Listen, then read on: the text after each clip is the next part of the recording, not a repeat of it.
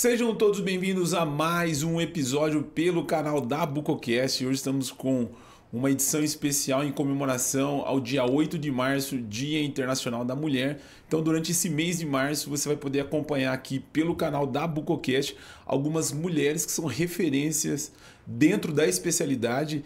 E para participar desse mês, né, em especial ao mês das mulheres, eu tenho uma convidada especial aqui, ela que fez a sua graduação pela FOP, né, Faculdade de Odontologia em Piracicaba, depois fez a sua residência na Santa Casa, no ABC em Santo André, fez mestrado e doutorado na FOP, ela é filha da FOP, viu, gente? Depois foi para a Bélgica fazer um fellow e também na Suíça. Eu estou falando da professora doutora Carolina Ventura. Meu amigo, minha amiga, um prazer imenso poder recebê-la aqui no nosso estúdio da Bucocast. Você que já nos...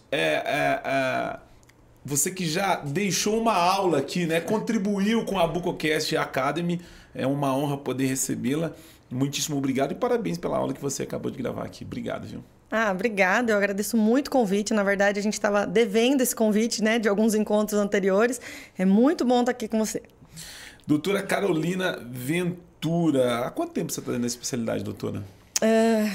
Desde 2013. Então, já são 10, quase 13 anos. 13 anos dentro da especialidade. Você está na metade da raiz, que a raiz aqui a gente considera 20 anos, mas de 10 anos para cá, 13 anos, aconteceu muita coisa dentro da especialidade, principalmente falando de tecnologia, planejamento virtual, cirurgias estética da face, né? Coisas que há 10, 15 anos atrás se falava muito pouco dentro da especialidade. Já existia, mas se falava muito pouco. Eu queria primeiro parabenizá-la, né, pelo mês da mulher, né, pelo Dia Internacional da Mulher, e começar esse podcast perguntando para você como que é ser mulher dentro da especialidade bucomaxilofacial.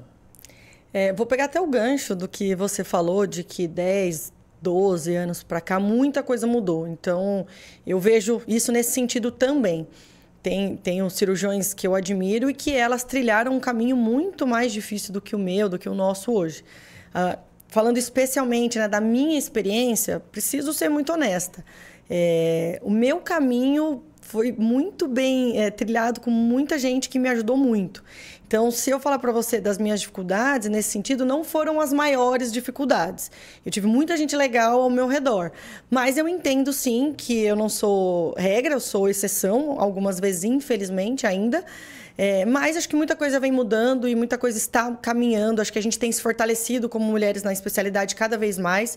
Eu acho que isso foi uma coisa que foi muito legal da gente entender que nós precisamos nos entender como mulheres e como colegas e nos unir em prol da especialidade também. Então, hoje eu vejo um grupo de mulheres muito mais unidos que facilita um pouco mais essa caminhada. Dentro da sua residência, quantas mulheres tinham no grupo que você... No primeiro ano, eu só. Somente você. Depois entraram outras colegas. E no mestrado, no doutorado, que na FOP é como se fosse uma residência também, eu tinha mais uma colega, e aí ela ficou de licença uma época, e aí eu fiquei sozinha uma época, depois eu tive mais uma outra colega, mas nunca saiu de 2, 3, a gente sempre foi minoria. Vamos entrar a fundo nesse tema da mulher dentro da especialidade, até porque nós estamos no mês das mulheres, mas antes de nós entrarmos nesse tema, eu queria que você falasse da sua trajetória, como você começou. Você fez a sua graduação na FOP em Piracicaba. Alguém da família já era formado? Como que foi isso? Não, eu tinha uma certeza muito grande que eu queria fazer a universidade pública. Então, desde antes de saber o curso, eu tinha essa certeza que eu queria ir fazer uma universidade que fosse muito boa. E a odonto surgiu meio atrapalhado, assim, acompanhando, né, um dentista da família, mas eu não tinha muita certeza. Então, eu acabei, assim, prestando odonto, prestei alguns outros cursos. Era e aí... bucomaxilo a pessoa, não? Que você acompanhava? Não, era implantodontista. Implantodontista. E aí acabei caindo lá em Piracicaba. O começo não foi muito certeiro, foi meio ao acaso mesmo. E aí a ida para bucomaxilo, como que foi? Porque a odontologia é um mundo, né? E a bucomaxilo é outro mundo. Como que foi essa escolha para a especialidade? É uma história até engraçada, que pouquíssimas pessoas sabem mesmo. Então me conta. Eu não era uma pessoa muito adaptada a sangue, não gostava muito. E aí, na odonto, eu de cara já não gostei das outras áreas. E aí eu falei, o que eu vou fazer? E aí, quando entrou a cirurgia, eu não gostava muito de sangue na época. Esse no sangue é do tipo assim, de passar mal, de ver... Isso. Você já tinha esse problema na infância? Tinha medo de hospital, essas coisas? Ou não? Medo de hospital não, mas assim, sempre fui daquela que tira sangue olhando. Ficava olhando. Era horrível, péssimas experiências. E aí, na cirurgia, eu tive que dar uma fugida, porque eu não gostava. Então, e a Unicamp ainda, né, uma faculdade que é bem puxada. E aí, eu ia reprovar se eu não fosse. E aí, eu fui eu tive uma dupla maravilhosa, que um dia ela falou, Carol, é o seguinte, vai ter que terminar o semestre. E aí, eu falei com os meus pais, falei, olha, eu não sei se eu gostei da odonto, mas para eu trancar a faculdade, eu tinha que terminar e ser aprovada naquele semestre. E aí eu comecei a estudar cirurgia loucamente. E aí, desse momento, foi a paixão. Não foi a primeira vista, foi a segunda vista. Mas aí eu já tinha certeza que eu queria fazer cirurgia. E aí foi assim, até o final, cirurgia, já sabia. Como cirurgiã, você ainda continua não gostando de ver sangue, né? Porque a verdade é que o cirurgião, quando a cirurgia começa a sangrar, é porque tá tendo um problema. Então, exatamente. Continua não gostando de ver sangue na cirurgia, né? Mas agora num sentido diferente. Mas aí eu sempre tive certeza que seria cirurgia. Sempre. Depois desse episódio, isso foi logo no começo. Foi no começo do segundo ano da faculdade. Aí ali eu já sabia, já tive a certeza que seria cirurgia. Nunca pensei em outra coisa. E você tem, assim, pelo menos nos congressos que eu tenho acompanhado você, que você tem ministrado aulas, os seus temas estão muito associados à cirurgia ortognática com a estética.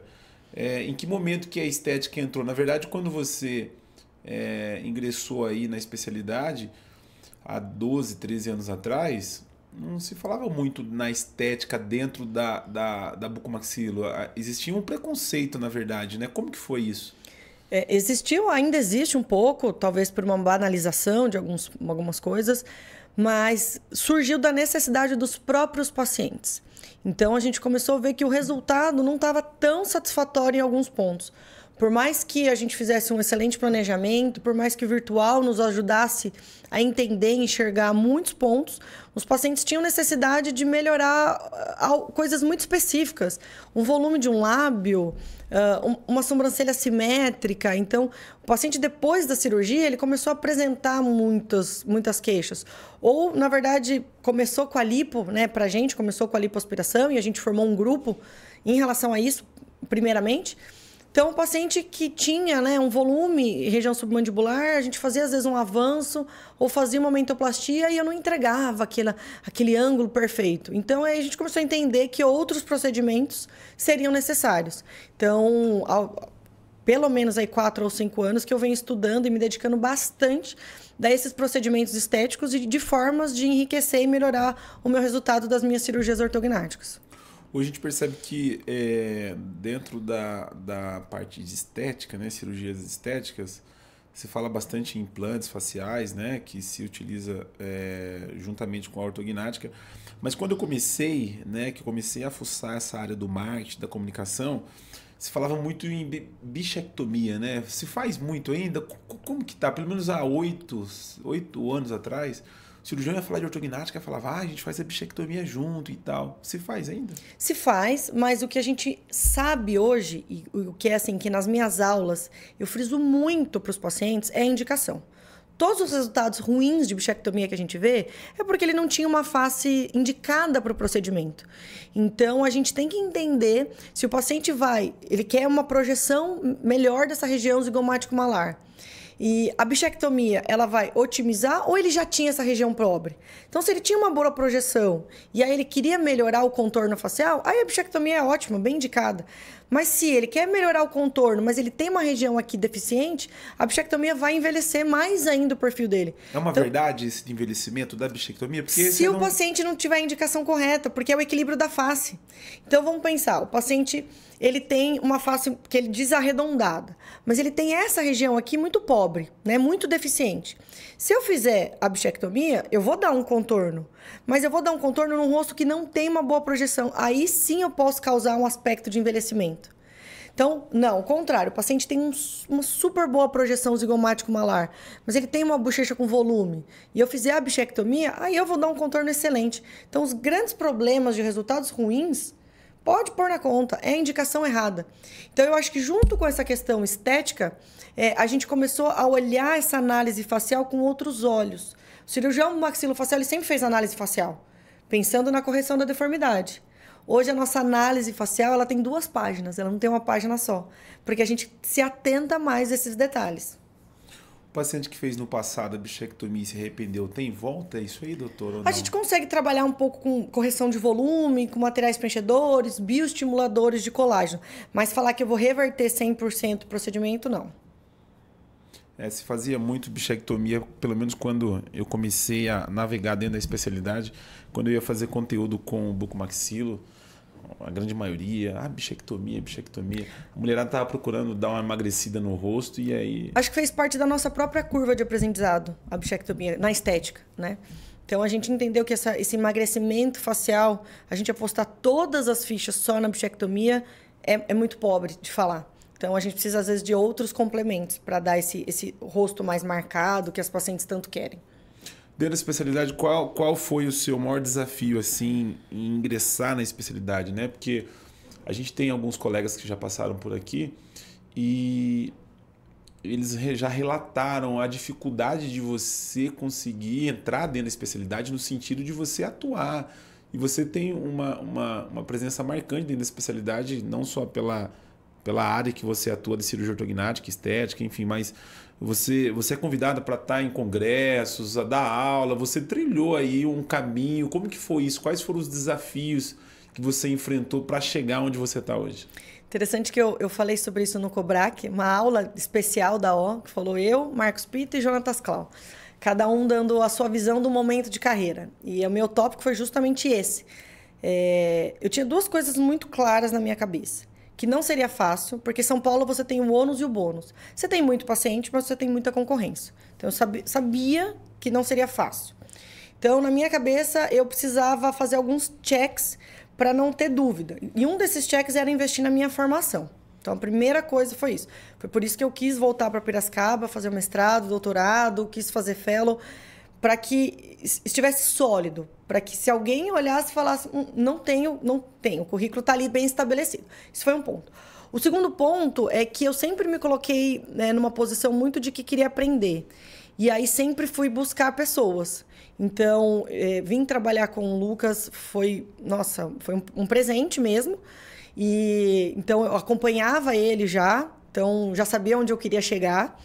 E aquela questão... Eu li um livro muito legal, que é da história do Gerando Falcões, do Edu Lira, e ele fala algo assim, se você quer aprender, ande com os melhores. Então, foi isso que eu pus na minha cabeça. Eu preciso estar no meio de quem é bom. Preciso fazer amizade, conhecer, enfim. E me dispus a aprender com essas pessoas. Então, eu acho que nos primeiros anos, uma coisa que fez muita diferença mesmo, além de ter montado um currículo sólido, foi ter me colocado nesse lugar de eu quero aprender com quem é bom de verdade. E aí as coisas foram acontecendo. Esse desafio de estar nesses lugares onde você percebe ter uma referência dentro da especialidade, também, obviamente, exigiu de você uma competência em prática clínica, em poder atuar dentro dessa... clinicando. Quais foram os desafios em residência, trauma, hospital? Onde que você sentiu mais dificuldade? Onde que você... percebeu que você precisava intensificar melhor para que você pudesse ter essa referência hoje? E engraçado que foi justamente nessa parte mais estética, né? Em Santo André é um hospital essencialmente trauma, é público, é aquele que vai chegar, que a gente olhava no quadro, tinha por semana incontáveis fraturas. Para a gente conseguir fazer uma cirurgia ortognática lá era impossível. Porque o material era conta, então nunca sobrava para ortognática, nunca tinha vaga para isso, então era bem difícil. Então, eu saí de Santo André muito sentindo essa deficiência. E eu falei, bom, eu preciso treinar isso. E aí, eu fui para a Unicamp buscando esse treinamento. E quando eu terminei o mestrado e o doutorado, eu senti já essa segurança de operar. E aí eu passei um outro degrau de dificuldade, que foi colocar isso em conceitos mais comerciais. Então, aprender a mexer no virtual legal, conseguir avaliar o paciente, mostrar esse plano para ele, passar essa segurança. Porque daí a gente volta na abertura aqui do podcast. Jovem, mulher, é mais difícil do paciente sentir uma segurança. Sim. Entre tantos cirurgiões que ele tem disponível aqui em São Paulo. Então, virar essa chavinha também foi uma dificuldade. E hoje, como que você vê a realidade da bucomaxilo com relação a essas mais jovens? Porque você já é uma referência para as mulheres dentro da especialidade. É uma cirurgia nova, mas que eu sei que você tem um grande número de alunas. Eu acho que no Copac, que eu tive a oportunidade que você ministrou uma aula, e eu me lembro que a gente fez, acho que uma entrevista, a primeira entrevista nossa foi lá, e eu ainda não a conhecia. E eu acho que foi a doutora Júlia, eu me lembro muito bem, a doutora Júlia de Piracicaba, e teve mais uma doutora que estava junto com ela. As meninas andam juntas e elas falaram assim, cara, você precisa conhecer a doutora Carolina, eu vim aqui para assistir a aula dela. E eu sou de Piracicaba, a gente é de lá. E as meninas falando de você, assim, e de repente você chegou, acho que a gente estava eu, Augusto, conversando e tal. E eu falei, eu não conheço a doutora Carolina, né? E depois acho que o Josmar, enfim, a gente conversando também, falou muito de você. E hoje eu sei que você é uma referência já para essas mulheres, principalmente para essas mais jovens. Como que você vê a carreira dessas meninas hoje dentro da especialidade? Porque você teve vários desafios e você precisou superar esses desafios como mulher. Para essas mais jovens meninas que estão buscando esse espaço dentro da especialidade, qual que é o caminho que você poderia talvez... Por mais que eu não tenha tido um caminho tão difícil nesse sentido de ser mulher, de eu ter muitas portas que foram abertas por gente legal, é impossível dizer que eu nunca ouvi nada, né? Desagradável, comentários, ou que eu nunca tenha perdido a oportunidade na disputa com algum colega. Então, isso é fantasioso eu dizer que não aconteceu, porque aconteceu. E aí, às vezes, as meninas me mandam mensagem no Instagram, perguntando... E o meu discurso é o mesmo. Foi o que eu falei no Cobrac, é o que eu falo aqui, é o que eu falo para quem me pergunta. Eu nunca foco nisso. Hoje, quando eu apresento o meu currículo, é justamente para não deixar margem. Então, ninguém nunca vai poder dizer que eu estou apresentando um congresso por A, B ou C. Eu estou apresentando lá porque eu tive uma formação para isso e tenho experiência para isso. Então, eu falo para elas, invistam em vocês, invistam no currículo, invistam numa boa formação. Não se formou num lugar que achou que era tão bom nesse tema, procure uma formação complementar. Vá fortalecendo a sua experiência, vá fortalecendo esse seu currículo. E aí eu falo também, né, dessa posição de se colocar com gente que é mais experiente que você, que é melhor que você. Busque pessoas para aprender, busque pessoas para se aprimorar. Se coloque nos ambientes, então, frequente congressos, frequente cursos, vá até lá, se apresente. Olha, eu gosto muito do seu trabalho, se algum dia eu puder visitar a sua clínica. Então, vá se inserindo no meio, né? Então, isso eu acho que é bastante importante. Quando você se sentia nesse espaço de inferioridade ou você perdeu, né, alguma situação com algum colega, como você falou, por ser mulher e tal, isso te deixava para baixo ou te impulsionava? Como que você reagia quando você estava em situações assim? Num primeiro momento, me deixou para baixo. Assim, tem uma situação engraçada que isso aconteceu. Logo que eu vim para São Paulo, eu sempre gostei muito de maquiagem, de me arrumar. Sim. Sempre andei assim. E eu ouvi um comentário torto quando eu vim para São Paulo, no começo, de que... mas por que você está nessa equipe? O que você fez? Não existe mulher que fique bonita em cirurgia. E aquilo me pegou muito atravessado. E aí, durante um certo tempo, eu falei, bom, eu preciso me apagar para provar por méritos clínicos. Então, eu parei de andar arrumada, parei de usar maquiagem. Falei, quero passar desapercebida. Era essa minha cabeça. Né? Eu quero mostrar o meu trabalho, mas eu quero desapercebida. E aí passou um tempo que eu falei, mas não precisa ser excludente, né? Eu posso continuar sendo eu. E aí, quando a primeira vez que eu fui dar uma aula em congresso, que eu fui realmente arrumada, uma menina falou isso pra mim. Ela falou, nossa, eu admiro muito, porque você se veste muito bem, você se porta muito bem, você fala muito bem. É um super exemplo na cirurgia. Daí eu falei, poxa, posso ser um exemplo por aí, então. Então, isso me animou muito, muito mesmo. E aí, eu comecei a incentivar todas as meninas que a gente tem de estágio e tudo mais. Não, vamos crescer junto, vamos estudar junto, vamos se colocar junto. Então, no primeiro momento foi ruim, mas depois fortaleceu. Eu acho que foi inveja esse comentário, viu? Como que você vê a presença do público feminino, das mulheres dentro da especialidade? Já que hoje nas universidades a gente percebe que na graduação a mulher já é o maior número, né? Buscando a odontologia. Mas dentro da especialidade ainda não. Como que você vê a presença desse público dentro da especialidade? Vem crescendo cada vez mais. É só você avaliar os últimos números em congressos. Desde o Cobrac Floripa, Belém ou os Copacs. O número de inscritas mulheres ele é crescente. E um outro dado que eu acho que além de numericamente, né, a gente tem aumentado muito, essa união mesmo. Porque antes você via uma menina numa equipe, uma outra, e elas nem se conversavam, todo mundo... Hoje não, hoje você vê grupos muito unidos, grupos de estudos, grupos de apresentações, grupos de trocas clínicas de pacientes. Então, além de numericamente, eu acho que a chavinha virou mesmo que a gente precisa se unir para mostrar o potencial e, enfim, de que eu não estou aqui só porque eu sou uma mulher, eu estou aqui porque eu sou uma boa cirurgiã, eu estou aqui porque eu sou uma boa professora, porque eu tenho um currículo para isso. Então, eu acho que numericamente e a mente também mudou bastante. Hoje, as mulheres que nós temos na especialidade, que eu conheço e que veio, né, abrindo portas para esse público, professora doutora Maria Duína, aqui de São Paulo, que é uma grande referência, né, dentro da especialidade. Tem uma outra cirurgiã, que eu não me lembro o nome dela, que é do Rio Grande do Sul, que as pessoas falam... Professora é dela. Que é uma senhora já também, né? Exato. E tem mais nomes, né? Eu preciso citar a professora Marisa Gabriele, de Araraquara. Eu acho que ela é um grande modelo de cirurgiã, de professora e de postura também. Eu me inspiro absurdamente nela. Assim. Eu acho que ela tem uma postura como mulher e como cirurgiã irretocável. Eu conheço inúmeros grandes cirurgiões aqui de São Paulo que foram formados por ela lá em Araraquara.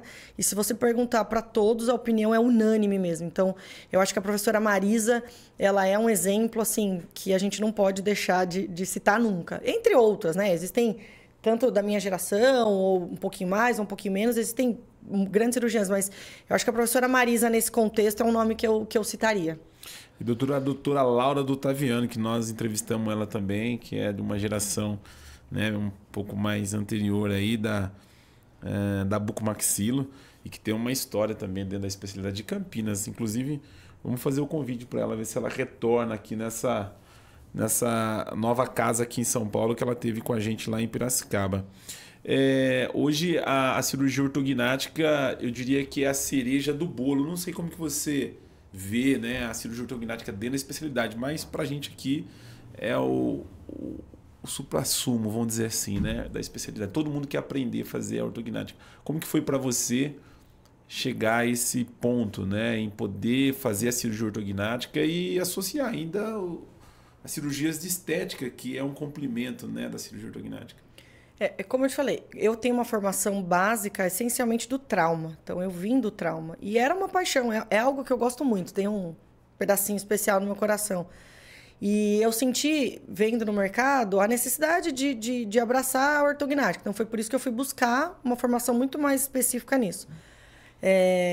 Hoje, a gente tem muito paciente. A gente tem muito paciente que tem deformidade, que tem queixas funcionais, mas que tem queixas estéticas. Então, eu acho que o cirurgião que não abraça essa fatia, ele vai ter incompleto no consultório, não tem jeito. Então, entender a queixa funcional, o tratamento funcional e colocar a estética nisso, eu acho que é o que você falou, exatamente a cereja do bolo de qualquer consultório. Porque você melhorou a qualidade de vida desse paciente. Então, você sanou as queixas funcionais. Sejam elas respiratórias, mastigatórias, a queixa funcional. Então, você já melhorou a qualidade de vida desse paciente. E aí, você deixou ele ainda mais bonito. Então, essa aqui é a sua melhor propaganda, né? Então, a gente precisa abraçar, sim, de forma... com muita qualidade esse público, esse tipo de paciente.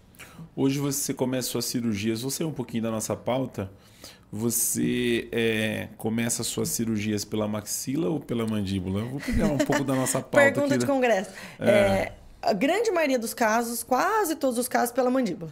A gente é do grupo mandíbula.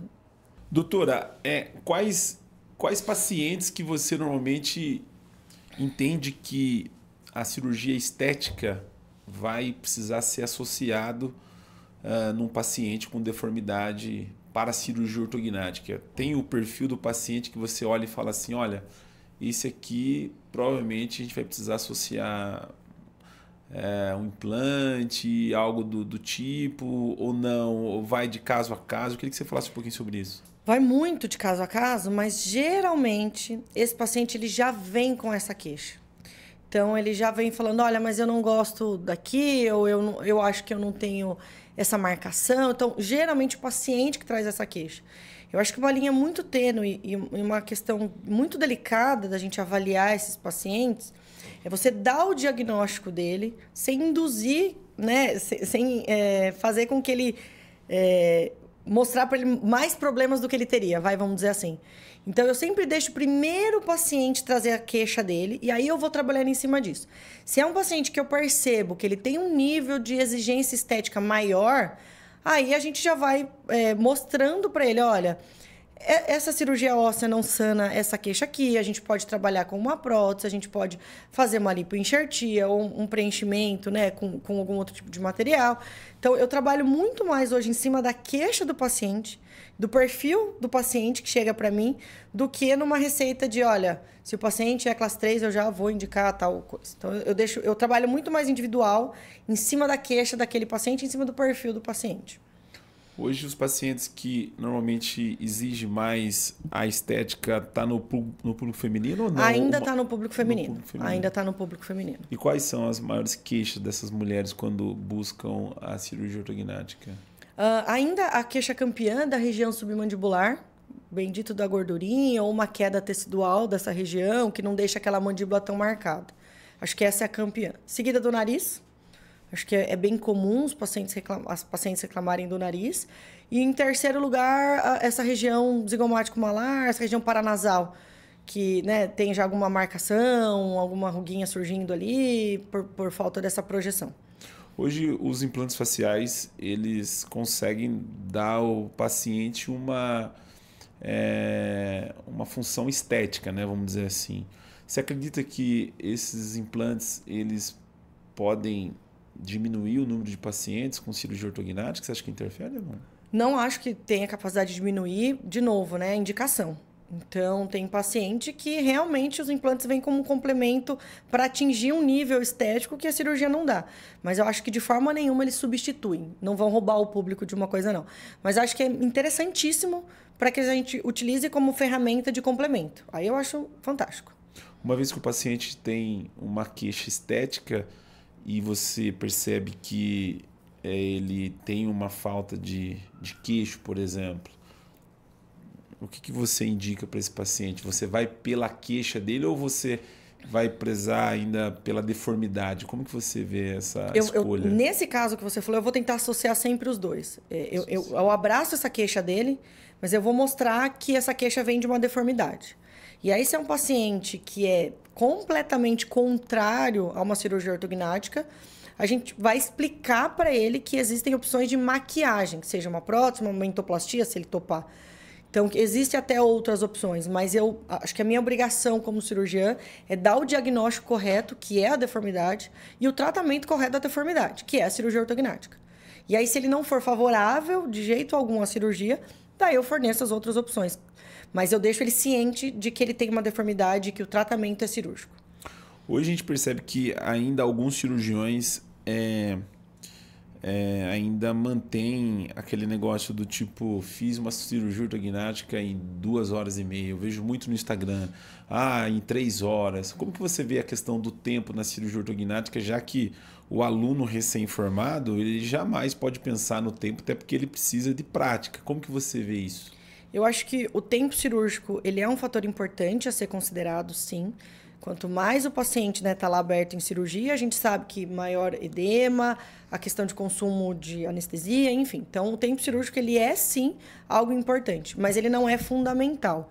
Existem excelentes cirurgiões com excelentes resultados que não têm um tempo recorde de 2 horas. Até porque o tempo, ele também é definido por uma série de fatores importantes.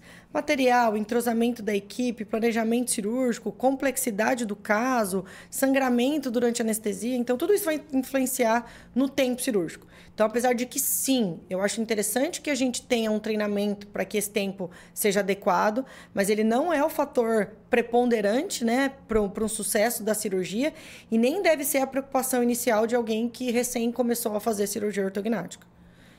Você quando começou a operar, era modelo de gesso que utilizava ainda, né? Eu ainda peguei a fase modelo de gesso. Modelo de gesso. Peguei a fase modelo de preparo. gesso. Exatamente. Como que Montar foi? em articulador. Articulador. Exatamente. Como que foi essa sua evolução, né, para sair do preparo para o planejamento virtual? Meus amigos todos vão dar risada, porque eu não sou uma pessoa tecnológica. Eu não sou a melhor pessoa da tecnologia. Mas não existe hoje cirurgião que não seja adepto ao planejamento virtual.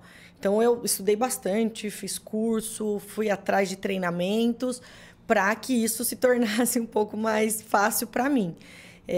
Mas é indiscutível os benefícios para o paciente e para o cirurgião, o planejamento virtual. Acho que o papo do gesso não existe mais, né? Para quem acho que era de gerações anteriores, talvez se desprender do gesso pode ter sido um pouco mais difícil, mas eu acho que é algo que hoje não é nem para se discutir, né? É indispensável. É indispensável, completamente. O paciente gosta de ver aquele antes e depois da cirurgia no planejamento ainda? Como que é Ele isso? gosta, mas eu acho que também é algo que a gente tem que tomar bastante cuidado. A gente tem que selecionar bem o paciente que a gente consegue mostrar aquele preditivo. Porque isso pode ser muito benéfico, mas para alguns pacientes isso não. Então, aquele paciente que ele tem expectativas irreais, a gente tem que tomar bastante cuidado.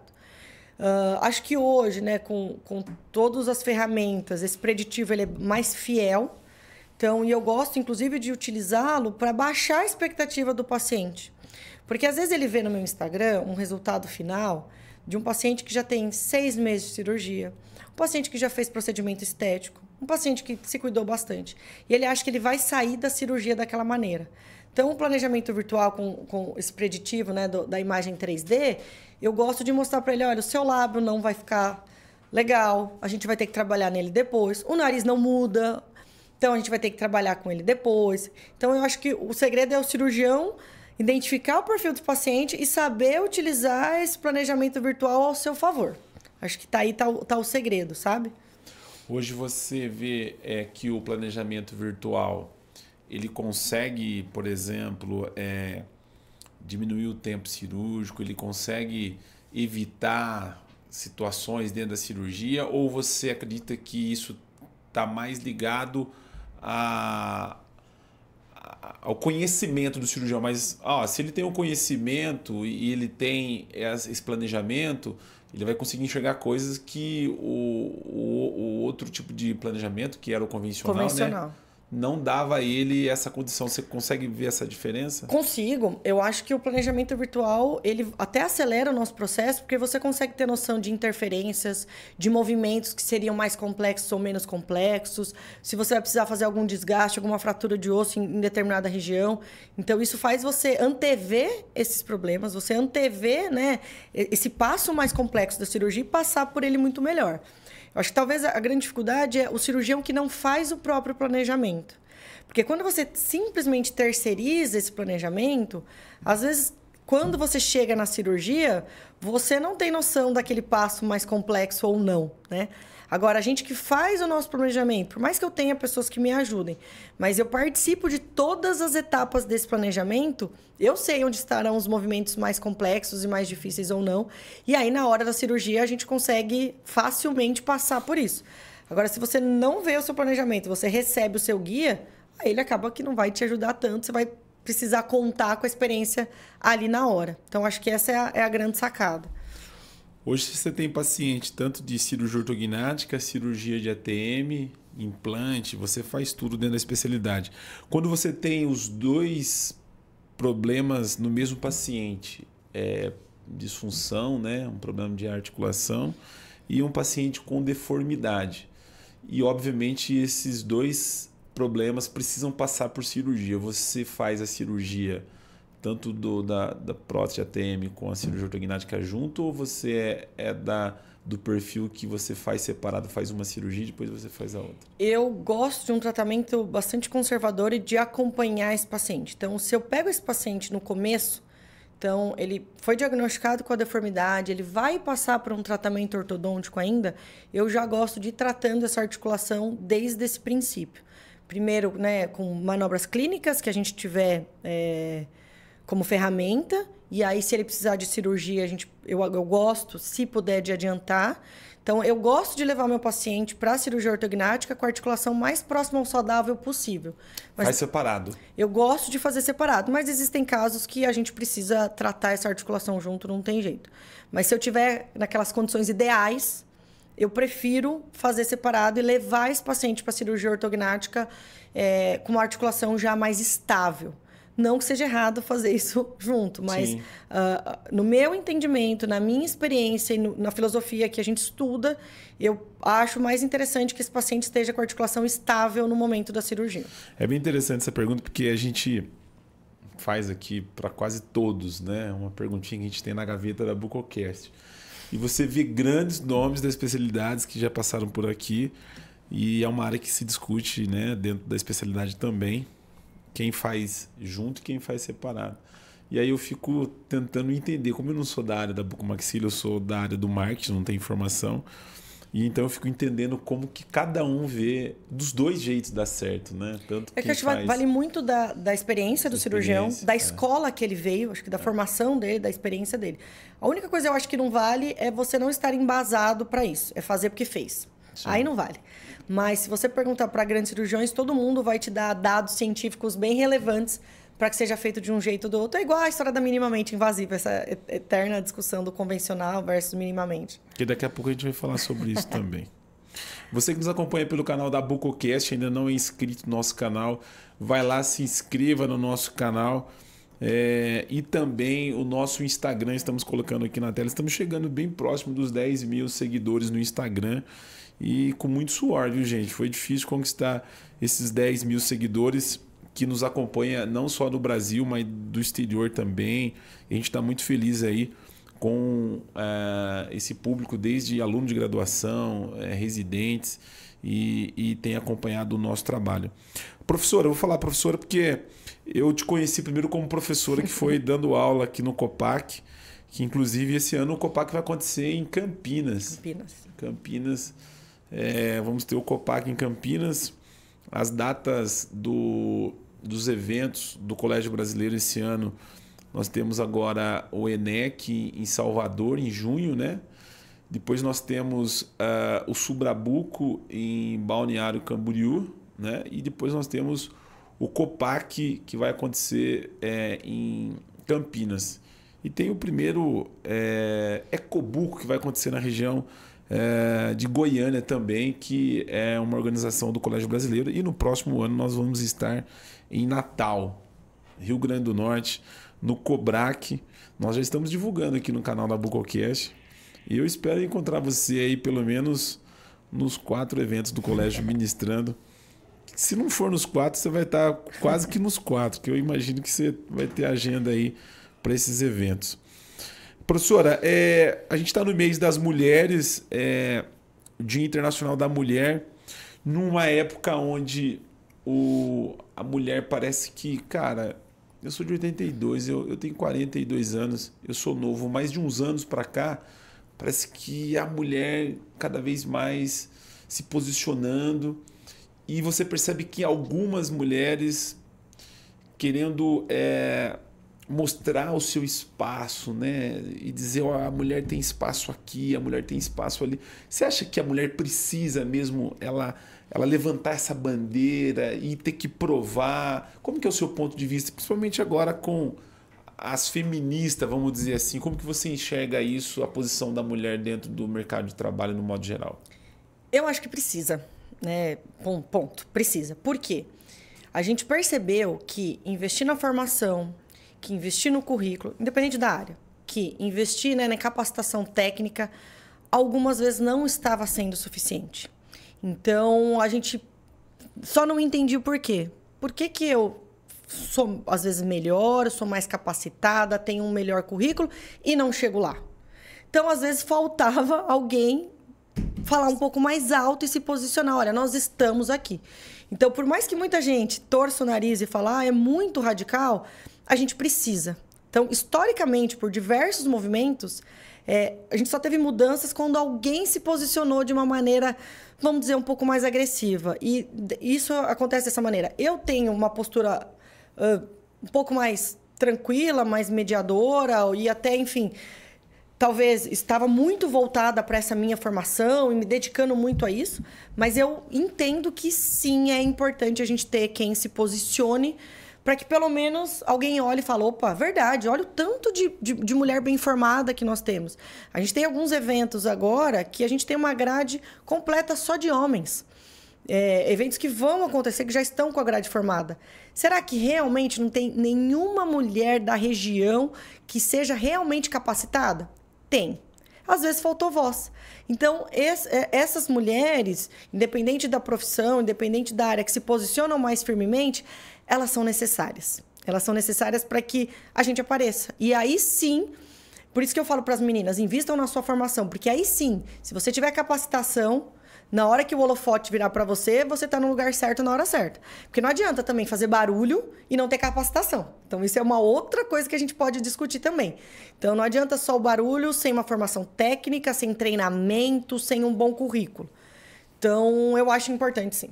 Porque, na verdade, a gente vê que, pelo menos né, nesses últimos tempos, as mulheres têm se posicionado, sim, cada vez mais. Mas como eu nasci homem e eu não tenho a cabeça da mulher, eu não consigo imaginar... a gente sabe que em algumas áreas existia preconceito e existem até hoje. Como, por exemplo, numa cultura muito machista, onde você cresceu ouvindo que motorista bom era homem, não mulher, né? Ah, é mulher. Então a gente ouviu muito frases assim, né? Pejorativas, né? Sim. Com relação à questão de preconceito. Você, assim, durante a sua formação, no seu ensino de residência, da formação de especialidade, você sentiu coisas desse tipo? Você citou um caso aqui, mas assim, isso você acha que é bem marcante, não só na bucomaxilo, mas em outras áreas também, esse preconceito da mulher? Isso é muito enraizado, né? Na gente como sociedade. A gente mesmo às vezes faz comentários que você nem percebe de coisas que você falou. Mas aconteceu inúmeras vezes. E eu sei que a pessoa ela não estava com a intenção de me ofender, mas de chegar num ambulatório na qual eu era a cirurgiã e ela falar, o cirurgião quem é? Então, assim, a pessoa não se deu conta de que poderia. Até hoje, eu brinco, eu dou risada. Quando eu chego com os meninos no hospital, a cirurgia às vezes está no meu nome, o quadro está escrito o meu nome, e a circulante, né, às vezes a instrumentadora, o doutor está chegando? Não, doutora, sou eu. Então, assim, eu sou sempre a mocinha, ou a estagiária, ou a instrumentadora. Às vezes, até para uma outra mulher, é difícil ela chegar em mim direto e entender que eu sou a cirurgiã responsável do caso. Então, essas pequenas coisinhas, né, veladas, isso cansa um pouquinho, né? Então, se a gente está num grupo com cirurgiões, com chefes, é muito normal se dirigirem somente a eles como cirurgiões e não a nós. Mas eu sempre tive uma postura muito tranquila em relação a isso, assim. Eu sempre consegui separar. Então, o doutor não chegou? Já chegou, sou eu. Ponto. Para mim, acabou ali, não tem problema nenhum, né? Para o paciente também, fala, olha, se puder ser eu vou te ajudar. Então, eu tento levar isso de uma forma um pouco mais leve, né? Hoje, isso para mim já é um benefício, porque tenho muito paciente que me procura por eu ser mulher e mais nova. Porque dizem que a gente tem uma sensibilidade melhor. Então, assim, é um negócio de espremer o limão e fazer uma limonada. Então, eu acabo tentando virar isso a meu favor. Em relação a oportunidades diretas de trabalho, vou ser injusta se eu falar que eu tive diferença, porque eu fui muito bem, né, nesses meus anos. Mas esses veladamente, sabe? Isso sempre. Até eu acho hoje. que essa cultura ainda, ela vai ainda por um tempo até que a sociedade... Exatamente. Vai da nossa criação para os nossos filhos, passar pela geração deles, vai um tempo, eu também acho. Aquela frase que por atrás de um grande homem não cabe mais, não né? Cabe mais. Mas cabe. ainda você ouve muitas pessoas falando essa frase ainda, né? Não é mais ao lado, não é mais atrás, é ao lado. E né? a gente ainda depende de homens para nos ajudar. É isso que os homens precisam entender. Que grande parte da responsabilidade da mudança é deles também. Eu trabalho com um parceiro incrível que em situações que já aconteceram isso, ele sempre me colocou. Então, a doutora Carol, ela quem decide. Estávamos eu e ele em sala várias vezes e que o pessoal se dirigia a ele nas minhas cirurgias. E ele sempre, não, é a doutora Carol, ela que vai decidir. Então, ele poderia ter outra postura. Então, eu acho que a gente também depende da conscientização de homens e da gente criar os nossos filhos homens com essa nova consciência para que a sociedade como um todo consiga atingir esse nível. Por isso que a Bucocast está fazendo esse especial do mês das mulheres. E, obviamente, assim, dentro da especialidade, a gente encontra muitas mulheres de grandes nomes, de referências, né? Mas ainda a maioria é homens. E, inclusive, a doutora Luciana Asprino teve com a gente no canal da Bucocast, quando ela foi, inclusive, né? Presidente. Foi a primeira presidente, acho que do COPAC, foi a Luciana Asprino. Então, alguns tabus aí estão sendo Sim, com certeza. Vencidos aí pelas mulheres. A cirurgia estética que você associa com a cirurgia ortognática, você faz também sem a cirurgia ortognática, obviamente, sim, né? E hoje, qual o procedimento mais procurado pelo público da parte estética cirúrgica, assim? Para mim, ainda, cirurgicamente, é a lipoaspiração. O procedimento de lipo ainda é o mais procurado, ou às vezes uma platismoplastia, cervicoplastia, mas procedimentos que melhorem essa região de mandíbula das pacientes. Esse ainda é o mais procurado. Uma vez feito, ele retorna, doutora? Eu sempre falo, né? A lipoaspiração não é cirurgia de emagrecimento, assim como uma lipoabdominal, o cirurgião plástico vai te falar isso. Então, é uma cirurgia de refino e o paciente precisa cuidar. Se ele engordar, se ele tiver uma dieta horrorosa, não tiver um estilo de vida saudável, ele vai perder, sim, parte do resultado, não tem jeito. Hoje você tem, por exemplo, o ex-presidente do colégio teve aqui, Adriano Germano, né, final do ano, no final do mandato dele, e a gente abordou esse tema sobre cirurgias cosméticas, né? Do seu ponto de vista, hoje, como que você enxerga a formação dos profissionais que fazem esse tipo de procedimento? Porque se tem uma má fama dentro da especialidade, né, tem outras áreas também, mas uma das más famas que muitas das vezes a gente acaba caindo dentro da especialidade é com relação às cirurgias que estão ligadas à parte da estética. Então, eu queria que você me falasse como que você vê a formação desses profissionais, já que hoje nós temos diversos tipos de cursos e que, infelizmente, a gente também tem várias queixas de pacientes que foram... Esse tal do PMMA, gente, eu tenho uma conta aqui do Instagram que eu sigo. Cara, toda semana é absurdo as coisas que a gente vê. Como que você vê isso, doutora?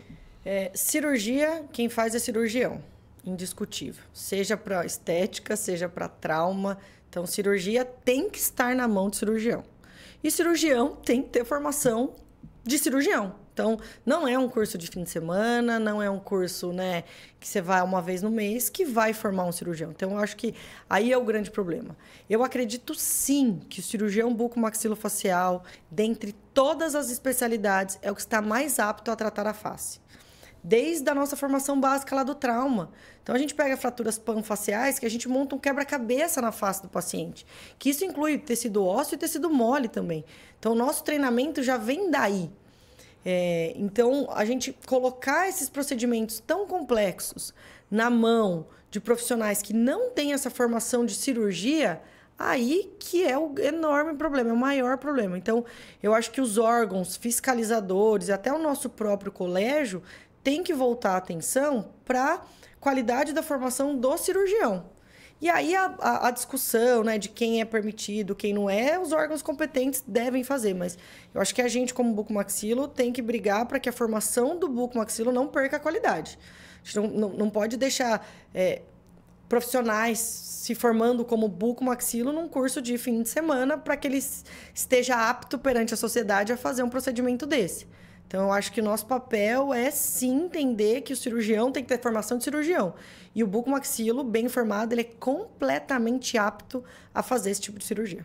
É a cirurgia que você falou que é a lipo, né? Lipo de papada? Isso. É uma cirurgia que ela parece ser simples, mas não é tão simples assim, né? E tem uma procura muito grande, né, por esse tipo de procedimento, porque a mulher já consegue ver o resultado imediato, Muito né? rápido. Muito rápido. Dentro da sua experiência, quais têm sido os maiores problemas causados dentro desse tipo de cirurgia, já que uma vez que quando, né, se dá problema, o problema é muito evidente, né? Exato. A gente tem um curso, a gente já está há 4 anos, eu, Dr. Lucas Martins, Alan Panarello de Goiânia, a gente tem o grupo da Lipo Experience e nós temos um curso de tratamentos da região submandibular. Começamos com a lipoaspiração e lipoenxertia e agora a gente faz procedimentos um pouquinho mais invasivos. Como a gente tem o curso, a gente acaba sendo procurado por muitos colegas com complicações e por pacientes. E o que a gente observa é que, às vezes, da lipo, vou dividir em 2 etapas. Vou falar primeiro da lipoaspiração, que teoricamente é um procedimento um pouco mais simples. As complicações que a gente tem é por completamente falta de conhecimento de anatomia e biossegurança, que é uma coisa muito básica. Então, o paciente, o profissional que fez o caminho da cânula fora do plano anatômico correto. Então, o paciente que teve o profissional que o paciente teve um sangramento que ele não soube como conduzir com uma manobra de hemostasia ali na hora, ou o paciente que teve alguma contaminação por falha da biossegurança, que não usou campo estéreo, luva estéreo no ambiente biosseguro. Então, esses são as complicações básicas. E aí, o que acontece é que, geralmente, esse tipo de complicação, ela acaba onde? No pronto atendimento hospitalar. Então, o que seria muito simples ser resolvido por falta de experiência do profissional, ele acaba num pronto atendimento e aí casos que podem até se tornarem graves. Hoje a gente tem outras cirurgias maiores, né? Cervicoplastias, então são cirurgias que a gente manipula mais tecidos moles. E aí o que a gente vê de complicação, na grande maioria, é falha da técnica cirúrgica. Então, erros de descolamento, erros de planos corretos, erros de sutura. Então, são erros que você vê que são erros básicos de uma formação de cirurgia. Que quem tem uma formação cirúrgica poderia até não alcançar um resultado estético mais satisfatório, mas um tipo de erro como esse não seria cometido. Então, eu repito, cirurgia é para cirurgião. A gente precisa investir nisso. Dentro da especialidade ainda, parece que o número de bucomaxilos que fazem o procedimento das cirurgias estéticas da face ainda parece que, comparado com ortognática, ATM, ainda é muito pequeno, né? Ainda é minoria, eu acho. Cada vez mais os cirurgiões, até os mais antigos, assim, às vezes a gente conversa em congresso e eu falo, eu tô gatinhando aqui falando para um cirurgião desse. E eles também entendem agora que antes que todo mundo torcia o nariz, e a gente no curso, a nossa primeira turma de lipo,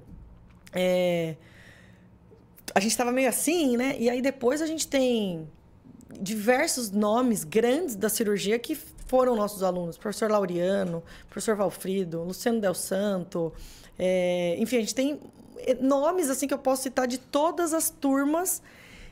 Professor Lioge, de Maringuá. Nossa, desacreditamos que ele estava lá com a gente. Enfim, então a gente tem muitos professores. Nazareno, que foram até lá. Então, são cirurgiões consolidados, formadores de opiniões, extremamente competentes, que deram aulas para mim a vida toda, mas que entenderam que uma lipoaspiração, às vezes, melhora muito o resultado da cirurgia dele. Então, ainda é minoria, mas eu acho que a cabeça do cirurgião sério mesmo já está mudando. A bucomaxilo está se curvando às cirurgias da Hoff, vamos dizer assim. Essa palavra Hoff eles não gostam muito, a gente não gosta. Esse negócio de harmonização facial. Mas eu não diria nem se curvando, assim. Eu diria que entendendo que é um complemento importante, que é uma ferramenta que, quando bem usada, melhora muito o seu resultado. O injetável ainda está um pouco meio distante da bucomaxilo, né? O cirúrgico, acho que eles estão entendendo o que é necessário com questão de refinamento, mas ainda os injetáveis ainda parece que... É que o público que nos procura é diferente. Então, o paciente, quando ele quer só buscar essa harmonização facial com injetáveis, ele acaba indo para um outro profissional. Eu faço injetáveis nos meus pacientes de ortognática, por exemplo. Então, que eu entendo que, putz, aquele lábio eu vou precisar melhorar com injetável, ou essa região aqui não era um paciente candidato a uma osteotomia de zigoma, por exemplo, eu posso trabalhar bem com injetável. Eu acho que o nosso público é mais esse de complemento e não o paciente que vem para fazer uma harmonização. Doutora, você tem algum caso assim que marcante? Porque a cirurgia ortognática a gente sabe que são cirurgias que normalmente marcam muito a vida do paciente, né? A gente vê depoimentos, enfim. E todo mundo tem um caso ou algo para compartilhar. Tem algum específico que você consiga lembrar de cabeça para contar para a gente? Olha, eu tenho vários pacientes que me marcaram por isso, essa questão de transformar a vida, de ver como que a pessoa muda depois.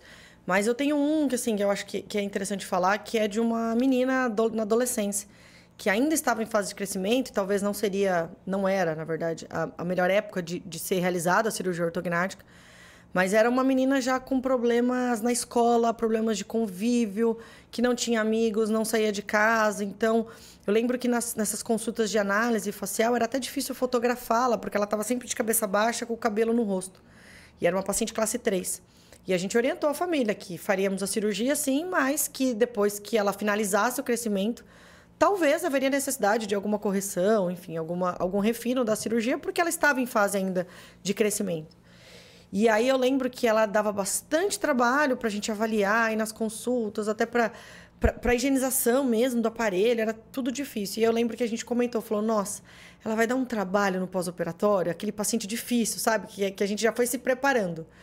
E foi justamente o oposto, assim que ela se viu pós-cirurgia, ainda com edema, a gente acaba fazendo a minimamente invasiva, isso a gente controla um pouco, mas ainda com edema, com as bandagens, ela já sorriu e foi a primeira vez que a gente viu ela sorrindo. E nas consultas de pós-operatório, ela vinha numa animação e numa alegria que nunca ela tinha ido até o consultório. Foi um dos pós-operatórios mais tranquilos de serem acompanhados. Ela foi, assim, uma surpresa incrível. E aí, tempos depois, a mãe dela mandou uma mensagem com uma foto dela num grupo de amigas sorrindo. E a mãe dela falou, eu nunca mais tinha visto a minha filha sorrir com os amigos. Hoje foi a primeira vez. Muito obrigada. Nossa, então, assim, a gente ficou muito emocionado porque uma adolescente, né, numa fase que já é complicada, né? A adolescência já é uma fase, né, de tantas transformações. E ela estava passando por aquilo de uma forma tão pesada, tão difícil. E ver que tão rápido ela mudou e, enfim, tá tão feliz e marcou bastante. Eu vejo alguns casos, assim, de cirurgia ortognática que eu não sou cirurgião, mas eu já consigo diagnosticar, sabe? E tem umas meninas bonitas que você vê com umas deformidades, assim, de aparelho. Você fala, cara, isso aí deve estar já pelo menos há uns 10 anos com o aparelho.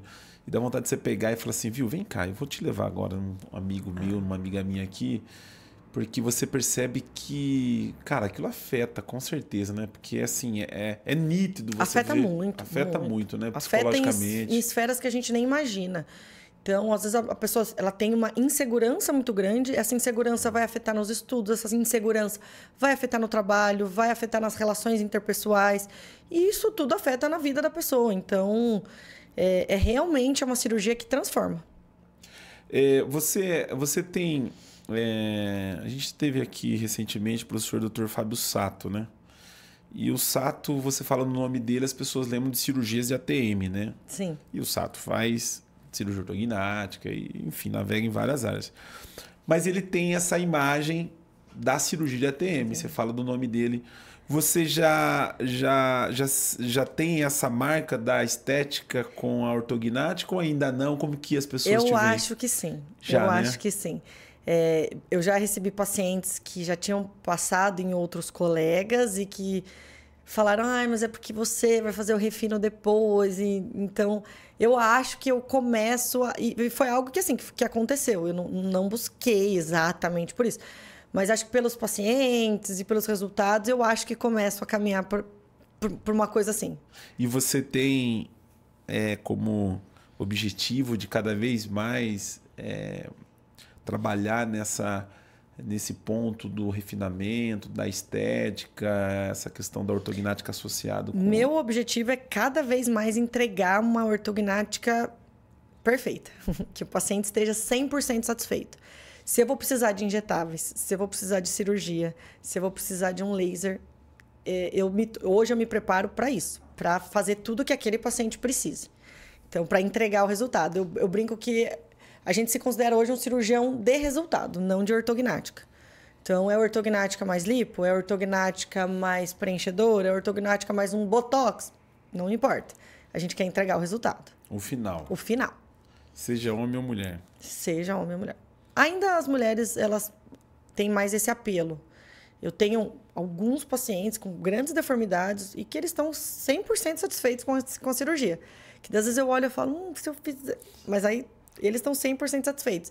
Já as mulheres, às vezes, é uma coisinha de nada e elas querem. Então, ainda assim, essa questão estética para a mulher é mais sensível do que para o homem. Não. Aonde que você fica mais, assim, fissurada em poder melhorar? É o ângulo, é o queixo? Onde que você se apega mais? Porque, obviamente, você tem um conjunto aí de maxila, mandíbula, enfim, né? Essas regiões da face. Eu sou muito ligada à estética do sorriso, que inclui lábio e dente e gengiva. Então, isso para mim... Porque é a primeira coisa que você olha. Se o ângulo não tá tão marcado, ou tá menos, ou se ele tem até uma pequena assimetria... É óbvio, né, que num segundo momento você vai reparar e tem paciente que super se incomoda. Amanhã de manhã a gente tem uma prótese de ângulo para fazer. Tem paciente que super se incomoda. Mas, assim, no meu olhar, o que eu fico olhando e quero sempre é deixar lábio, dente e gengiva, né? Essa estética do sorriso perfeita. Então, isso para mim é algo que é bem importante. Como que você acredita, como que você vê essa evolução das cirurgias estéticas da face dentro da especialidade, já que essa demanda tem aumentado cada vez mais, as mulheres estão procurando mais, né, esse tipo de procedimento, já que no passado isso estava muito na mão do cirurgião plástico, né, e hoje tem se dividido bastante, o bucomaxilo tem se posicionado e tem feito muitos procedimentos com relação a isso. Como que você vê essa demanda, essa crescente, e como que a especialidade está para poder atender essa demanda hoje no mercado? Eu acho que a gente ainda tem que investir mais na nossa formação específica nisso. Então, acho que a gente tem que correr atrás ainda. Eu invisto muito nessa questão de formação e de acompanhar colegas que fazem. Então, eu acho que a especialidade ela precisa se organizar mais nessa formação, nesse sentido. Porque você tem pouquíssimos cirurgiões que fazem isso de qualidade mesmo. Então, tem bastante paciente, tem pouco cirurgião, então a gente tem que investir nessa formação. Uma outra coisa que eu vejo ainda é que pessoas não capacitadas tomando conta desse mercado, a gente acaba tendo resultados muito ruins e a cirurgia estética fica com esse dogma ruim, sabe? Fica estigmatizada, assim, fica, né? Essa coisa de que o medo de aparecer no Fantástico no domingo com um resultado ruim. Então, acho que basicamente a gente precisa se atualizar e investir na nossa formação mais específica para isso. Você, falando de cirurgia ortognática, você teve fora do Brasil, fazendo o fellow na Bélgica. O cirurgião ele tem uma referência, né, dentro dessa área. E falando em minimamente invasiva também, né? Você faz a minimamente invasiva? Em relação ao fellow, né, eu fiquei com o professor Swennen, que basicamente, né, ele enfim, que é um dos cirurgiões que mais propaga essa filosofia da cirurgia minimamente invasiva fora do país. Então, foi muito legal vê-lo, acompanhá-lo, enfim, foi bem importante. E eu já tinha feito aqui no Brasil uma parte dessa formação com o pessoal lá de Floripa, o Jonatas e Matheus, que fiz o curso deles da Minimamente, que foi incrível também. A gente gosta muito de ir para fora, mas a gente tem cirurgiões excelentes aqui, que vale a pena que a gente acompanhe. E desde então eu venho fazendo. E é o que a gente fala, a minimamente invasiva, ela é uma filosofia. Muita gente acha que é um corte pequenininho, e não é. É um conjunto de fatores e de técnicas para que realmente o procedimento seja minimamente invasivo. Então, eu venho me aprimorando e hoje todos os meus pacientes, todas as minhas cirurgias são dessa filosofia, que aí a gente tem resultados e retornos ao paciente mais rápidos. Hoje, quando você fala todos, é 100% ou são casos específicos que você consegue usar a filosofia? O oposto. São casos específicos que a gente não utiliza. Então, casos muito complexos, que eu tenho que lançar mão de algumas outras técnicas cirúrgicas, né? Uma segmentação mais complicada. Esses ainda a gente acaba não conseguindo utilizar 100% da técnica. Mas hoje é a minoria, não é a regra. E Quando você teve na Suíça, o fellow que você falou foi da Bélgica, e esse que você esteve na Suíça, qual que era o objetivo lá? O fellow da Bélgica foi um fellow específico para ver mesmo técnica cirúrgica, para entender, na verdade, todo esse workflow dele de trabalho, né? Do software que eles desenvolveram, de como funciona essa avaliação do paciente, de como funciona a técnica, o material que ele desenvolveu. Então, foi específico para aprender isso. Lá é um serviço muito grande, então, óbvio que não era só cirurgia ortognática, acabei vendo uma série de outras cirurgias. O fellow da Suíça era um sonho antigo, que era fazer, acho que todo residente da minha geração ou mais velhos tinha o sonho de fazer um fellow da O. Então, esse era um sonho muito antigo que eu tinha mesmo. Esse era que estava guardado na caixinha lá das realizações, era fazer um fellow da O. E eu queria muito fazer em Basel, que é o berço, né, da ortognática, que é um dos grandes, um dos mais famosos e tradicionais centros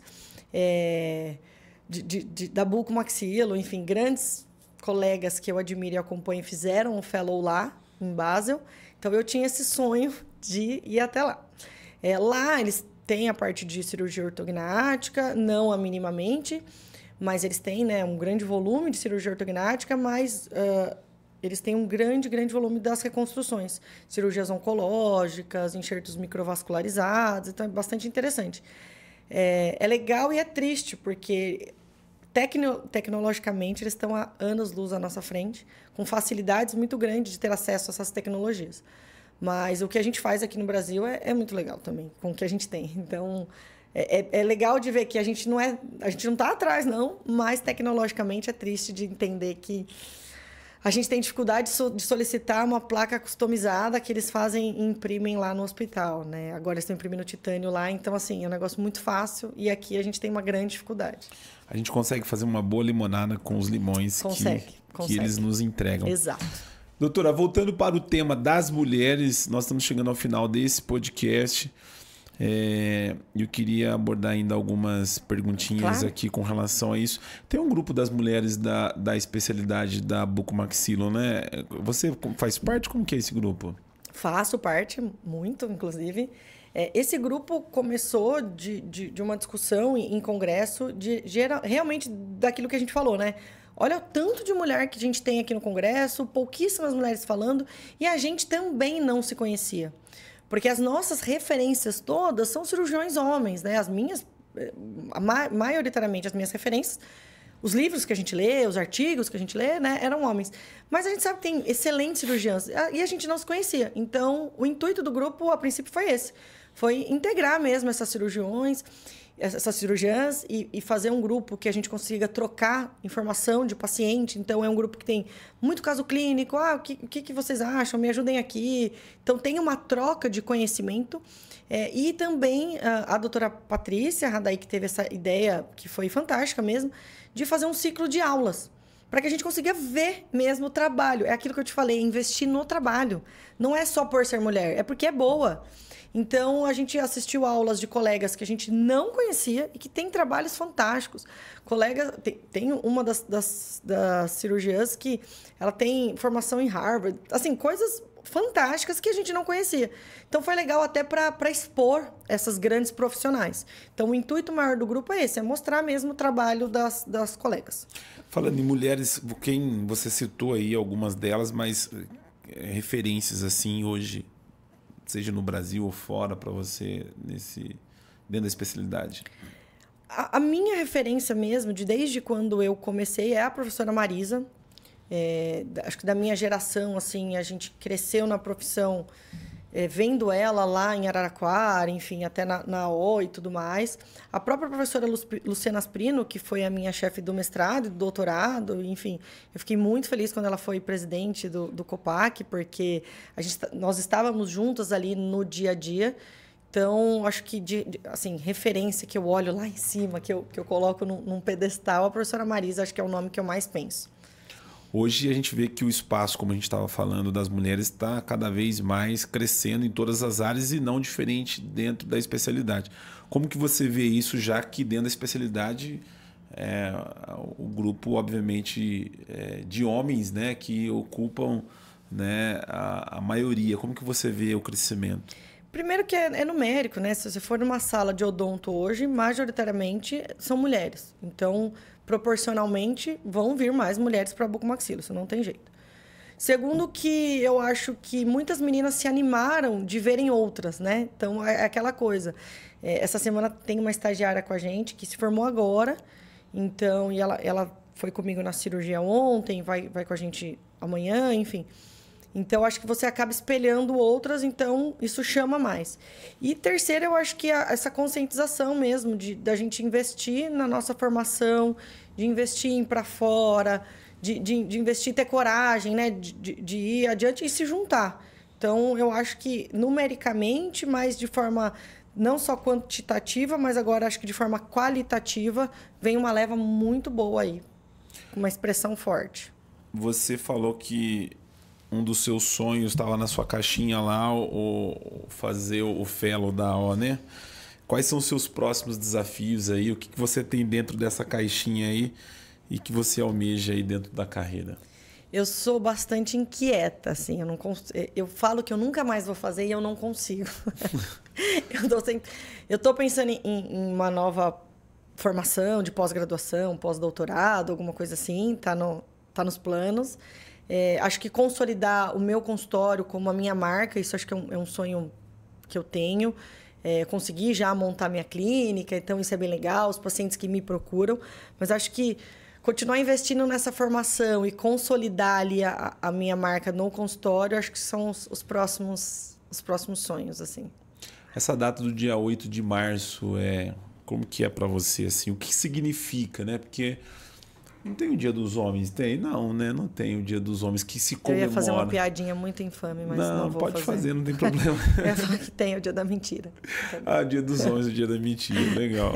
Boa piada. Não põe esse corte nas redes. Fique tranquila. Fique tranquila. Vai ficar só aqui no nosso episódio para quem assistir.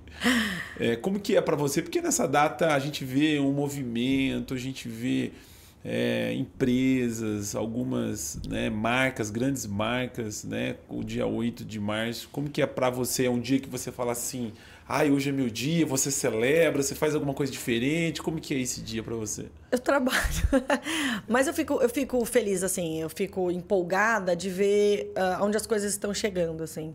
Eu venho de uma família de pai e mãe que sempre incentivaram muito estudar e ser alguém na profissão e ser independente.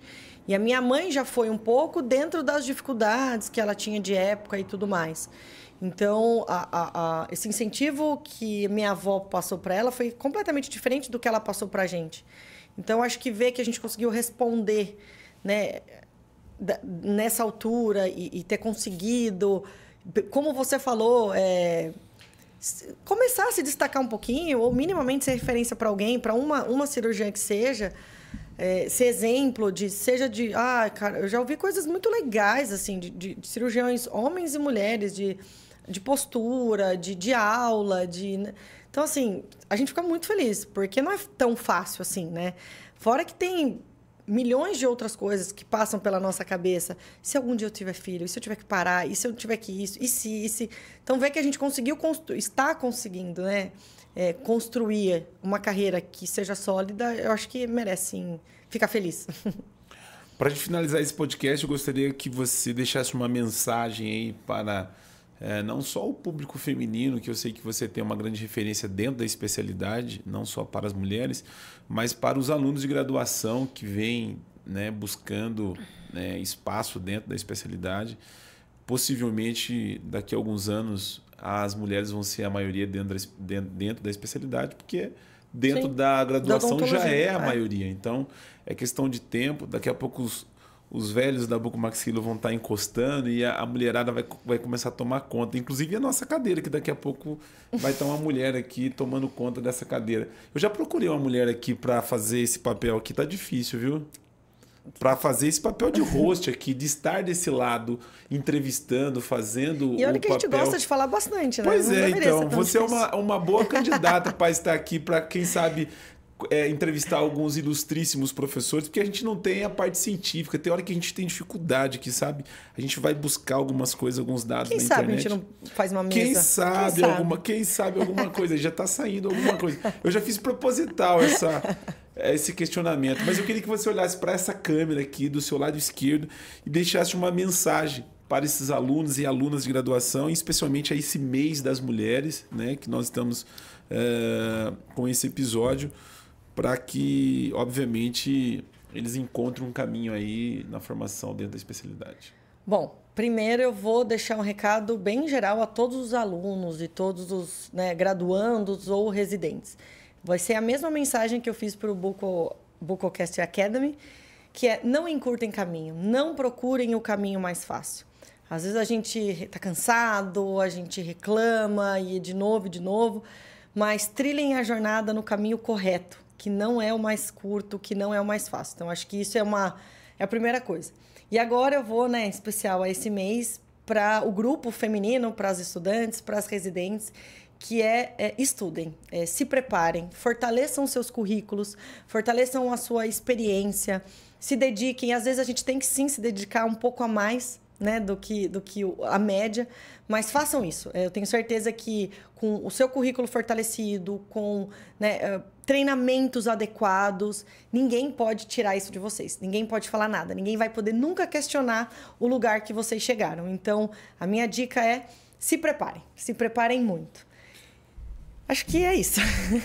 Doutora Carolina Ventura, um prazer imenso poder recebê-la aqui no nosso canal da Bucocast. Obviamente a gente tem muitos assuntos aí que envolvem a cirurgia ortognática, e se falando de estética, então, mais ainda. Então já fica aqui o nosso convite para você voltar num outro episódio, para a gente falar um pouco mais sobre essa área, principalmente falando para o paciente, né? Que o paciente tem muita dúvida com relação à cirurgia ortognática, as indicações, do preparo, do pós-operatório, o tão temido pós-operatório para alguns pacientes. Se bem que com a minimamente invasiva hoje já melhorou bastante. Então fica aqui o nosso convite para você voltar no próximo episódio. Muitíssimo obrigado. Já havia gravado um podcast antes ou não? Eu gravei o podcast dos meninos no Cobrac de Floripa. Pode operar? Isso. Nem tem mais. Ó, o Nilo, o Nicolas, esses caras estão tudo operando. Eles deixaram o caminho pra gente, agora nós estamos livre. Mas muito bom, estive lá também. Gravou lá? Gravei lá. Foi bem legal. Mas o nosso foi melhor, viu, gente? Foi. Doutora, muitíssimo obrigado, viu? Eu que agradeço, o convite para umas próximas já está aceito. A gente tem mania de conversar falando para cirurgião, né? Eu acho que falar para o paciente é bem interessante, então o convite está aceito. Obrigado. Obrigada. Você que nos acompanhou pelo canal da Bucocast, nós vamos deixar aqui na descrição desse vídeo o contato da doutora Carolina para você que tem, né, alguma dúvida com relação aos temas que nós abordamos aqui. Então nós agradecemos e até o próximo episódio.